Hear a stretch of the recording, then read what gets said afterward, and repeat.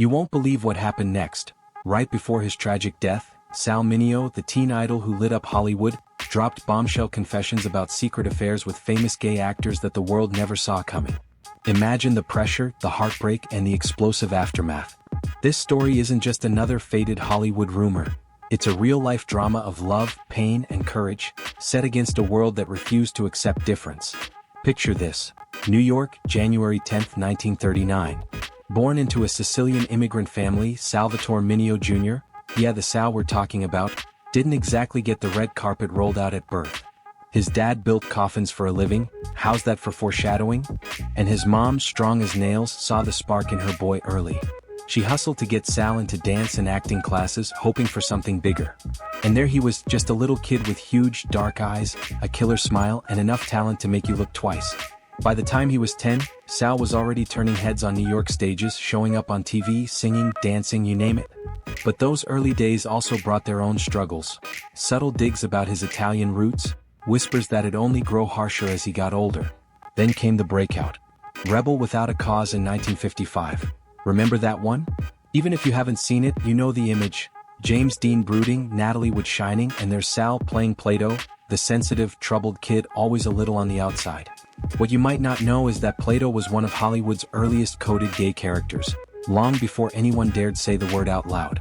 Sal, just 16, landed an Oscar nod for that role.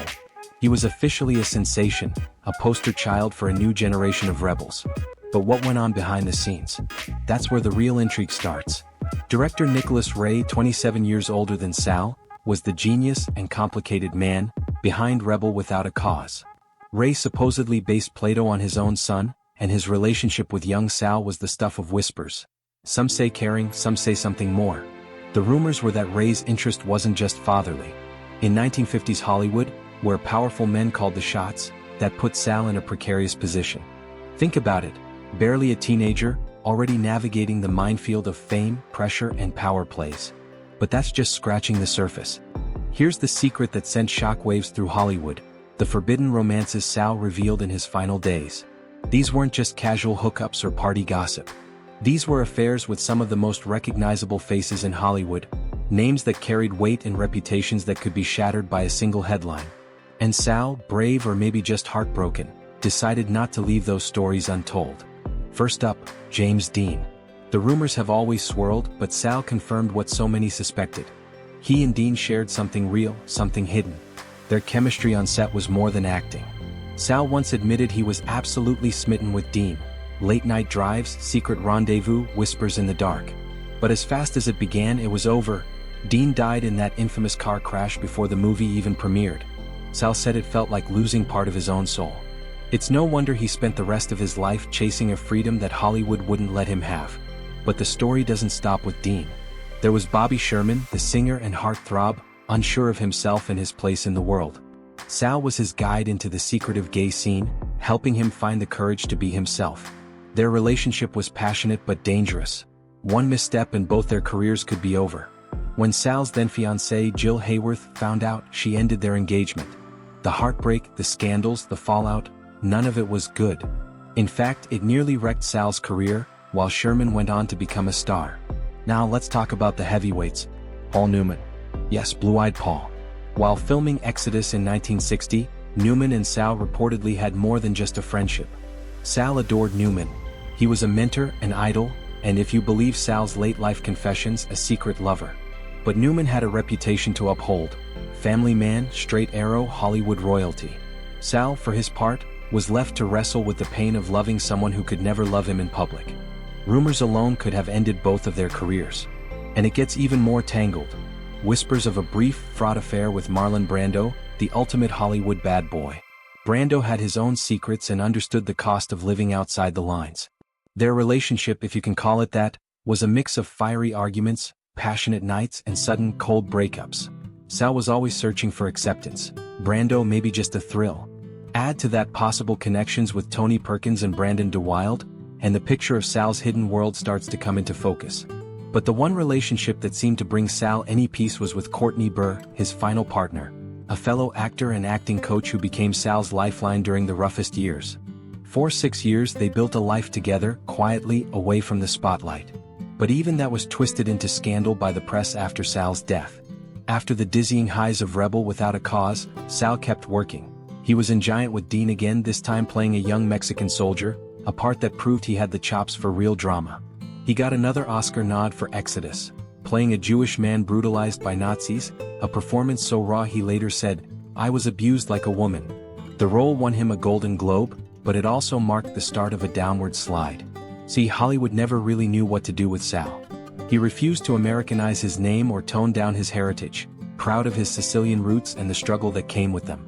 That meant more and more typecast roles, street hoods, outsiders, tragic figures. By the time the 1960s rolled around, Sal was struggling to land leading roles, stuck as the Switchblade Kid, or cast in bit parts where he'd never show his face, like a masked ape in Escape from the Planet of the Apes. But Sal wasn't just a movie star, he was a killer singer too. In 1957 his hit Start Movin' shot up the charts, and girls across the country swooned over his performances. He had an album, a string of singles, and even an Emmy nod for his TV work. For a while, it looked like he might be the next Elvis, the next Ricky Nelson. But as the rumors about his sexuality started swirling, those music deals dried up, and Sal found himself returning to the stage just to survive. Things got bolder in the 60s. Sal posed nude for the controversial painting The New Adam, challenging society's expectations with a single image. He produced and starred in the gritty play Fortune in Men's Eyes, diving deep into themes of prison, sexuality, and abuse, ahead of its time and too much for Hollywood to handle. When the play hit the big screen, Sal wasn't even invited to the table. It was just another betrayal. By the 1970s, Sal stopped hiding. In a jaw-dropping interview, he declared himself bisexual, saying, "I've got a girl in every port, and a few boys in every port too." He called out Hollywood for its hypocrisy, saying half the gay actors he knew pretended to be straight just to survive. That honesty came with a cost. More doors slammed shut, more roles disappeared, more whispers behind his back. Now, here's where the story takes its darkest turn. In 1976, just as his career was getting a second wind, he just played a bisexual thief in a hit play, Sal was murdered outside his LA home. He'd just gotten home from rehearsal, and as he walked into his garage, someone stabbed him in the heart. Neighbors heard his cries, but by the time help arrived, he was gone. There was no robbery, money and jewelry were untouched. Instead, the tabloids pounced, spinning wild stories about sex games gone wrong or jealous lovers. The police fixated on his sexuality, interrogating gay men while ignoring evidence. A year later, Lionel Ray Williams, a black man with no obvious link to Sal, was convicted on shaky testimony, despite witnesses saying the killer looked nothing like him.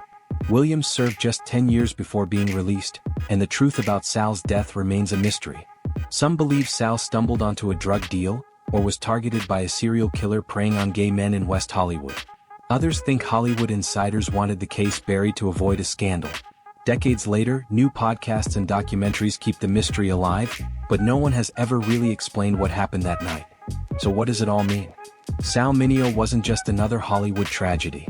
He was a fighter, a trailblazer for the LGBTQ+ community, daring to live honestly when the world told him to hide. His role as Plato became a beacon for anyone who's ever felt different, lost, or unloved. And those confessions he made before his death? Painful as they were, they cracked open the door for others to follow. Now, looking back, you can see how much the world's changed. Today, actors can come out and still have careers, audiences cheer for diversity, and Hollywood finally tells stories that don't end with LGBTQ+ characters dying alone. But none of that happened by accident. It took people like Sal Mineo who risked everything just to be themselves.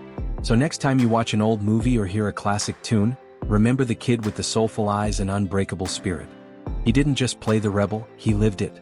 And if this story moved you or got you thinking about how far we've come, and how far we still have to go, you know what to do. Hit like, share this story, and stick around for more untold tales from Hollywood's hidden history. Thanks for listening, and I'll catch you in the next one.